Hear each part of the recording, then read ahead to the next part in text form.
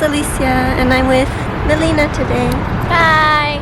So my plan today is to go shopping for Halloween materials. I have two plans. Plan A is to make a Sailor Mars costume.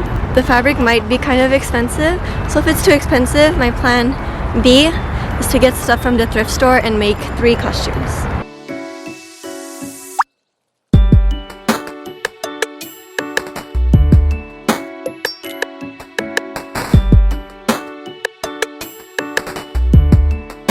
I found satin. The closest they have is this, but it's like too orangey, so I'm just gonna go with my plan B.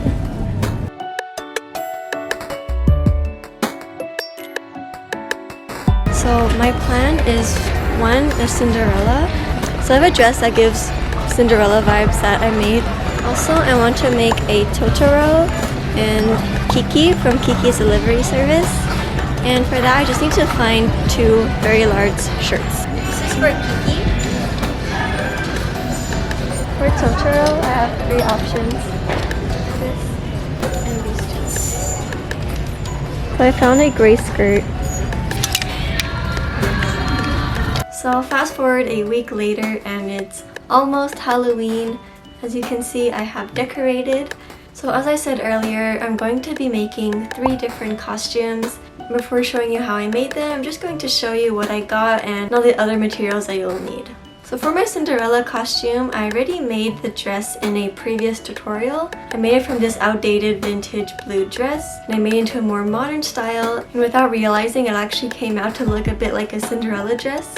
For the Cinderella costume, I'm going to need some long white gloves that I got from Amazon and also some ribbon. And for the Kiki costume from Kiki's Delivery Service, I'm going to need an extra large men's t-shirt, preferably in a navy blue color. And I actually found 2 of the same size and same exact shirt at the thrift store. So I got 2 so I can use one for the dress and the other one for the sleeves. And I'm also going to need some red fabric to make the bow. And for that, I just used a red pillowcase that I had at home. And for the last costume, it's going to be Totoro from My Neighbor Totoro. And for that one, I got a gray t-shirt from the thrift store and also a gray skirt. And I already had this at home, but you're also going to need a white t-shirt. And I also bought at the dollar store these little headbands. And I'm going to use that for both Kiki's and Totoro's costume. What I like about these headbands is that they have this fabric all around it. So like that's going to be easy to sew the ears and bow on it. So for the Cinderella costume, instead of showing you how to make it, I'm going to show you how I'm going to accessorize it. So first of all, I'm going to tie up my hair in a half up and make a little bun at the top.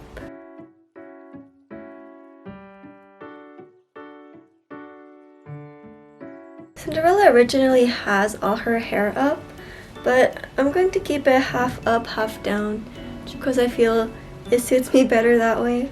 And for the bun, I'm just going to twist it to a little bun like that.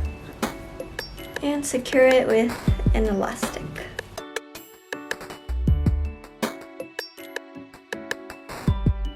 So next thing I'm going to do is I'm going to add some pearl earrings.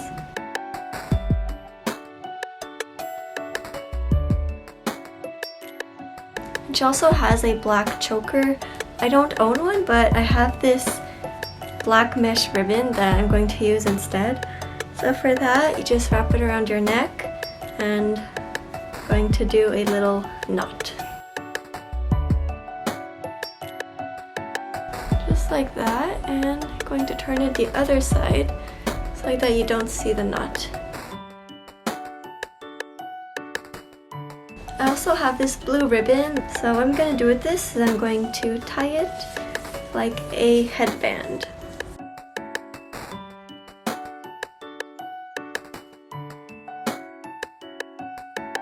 It's starting to look like Cinderella already. Half Asian version. So for the last and most important step for the Cinderella transformation is going to be her white gloves. And there we have it. So here's the complete transformation.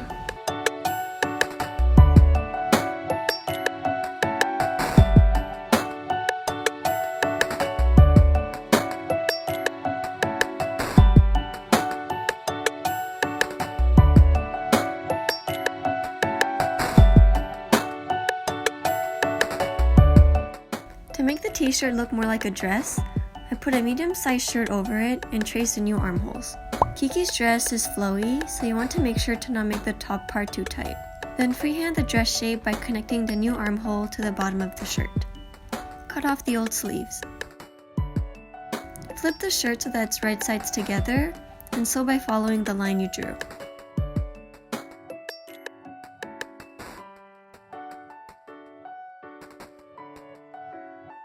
Cut off the extra fabric.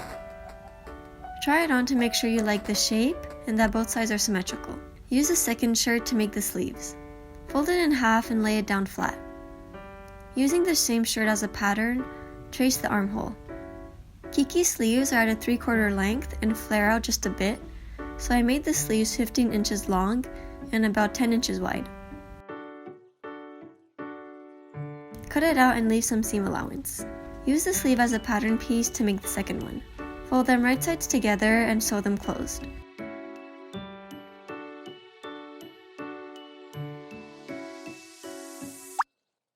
And then sew the sleeve to the dress. Flip the dress inside out and insert the sleeve inside so that they are right sides together and sew it.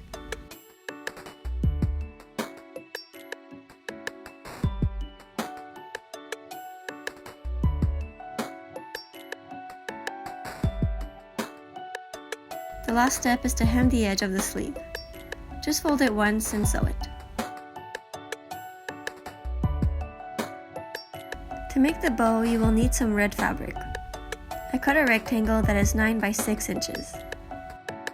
Flip it so that the right sides are touching and sew around the edge. But leave a gap because we'll need to flip it.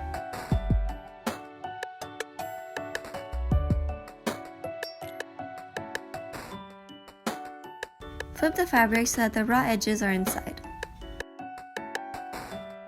You can use a pair of scissors to unfold any sharp edges.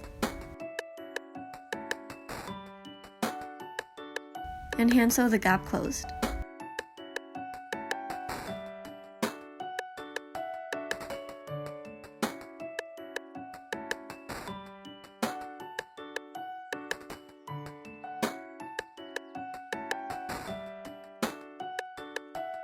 To make the bow shape, I use a running stitch, so you just pass the needle up and down through the fabric straight down the middle. And then push the fabric to gather it into a bow. With the remaining thread, wrap it around the center to secure it. Cut a tiny rectangle that is 2 by 4 inches and sew it into a tube. Flip it inside out and wrap it around the center of the bow. And stitch it to secure it.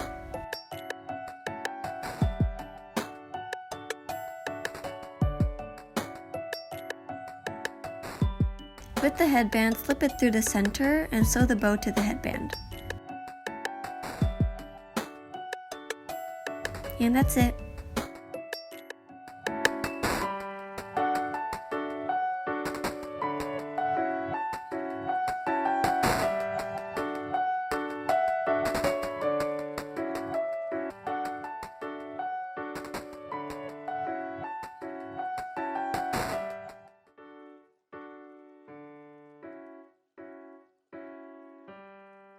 For Totoro, I drew a circle out of paper that is about 13.5 inches long and 12 inches wide. Trace the belly onto the shirt. And do the same thing with the white shirt.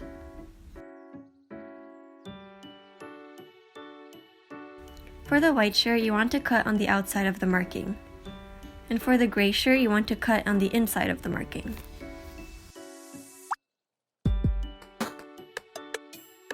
To make sure to sew the belly on evenly, I added pins at each halfway point, and did the same on the belly piece. Pin those first and it will make it easier to pin the rest. Sew it all around and it should look something like this. To make the crescent shapes on Totoro's belly, I first made templates out of paper. Totoro originally has 7, but I only made 3 to keep it simple. Then you can check if the size and the placement are okay. To make them, use the gray part you cut out from the shirt. I tried many different ways to make the crescents. First I tried making 6 pieces with interfacing and sewing them together, but they ended up being very bulky and uneven. So the best way I found was to directly cut the pieces with interfacing so that they keep their shape.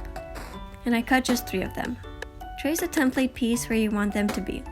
To stick them on, I used fabric glue. If you put the glue directly onto the crescents, it might overflow and show up on the other side. So for an even and light application, I put glue on the lid and painted it onto the crescent.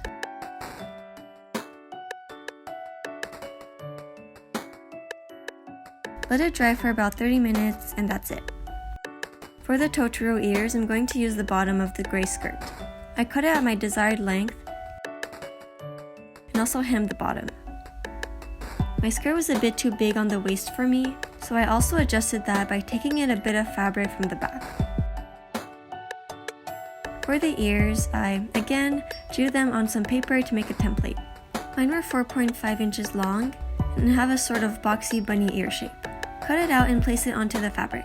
Trace it 4 times and flip the template twice to have 2 mirrored pieces.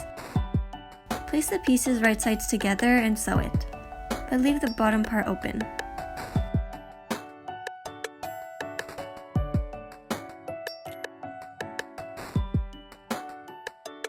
Cut the seam allowance shorter so that it's easier to flip around. Flip it so that the raw edges are inside of the ear. And use a pair of scissors to unfold the tiny edges. Use some fiber fill to make the ears have some shape to them. You can get this at your local craft store.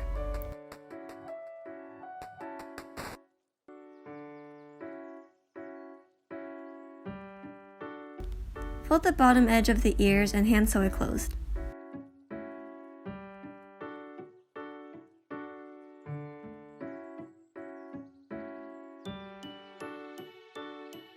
And then you can sew the ears onto the headband.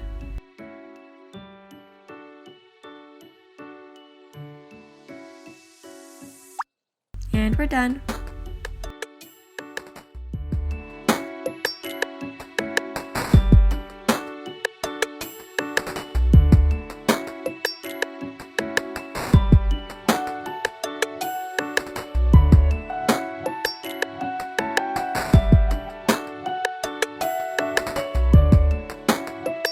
So thank you so much for watching. I hope this will help you find a Halloween costume and hopefully make your own to save some money. So thank you so much for watching and I hope you have a happy Halloween. Bye!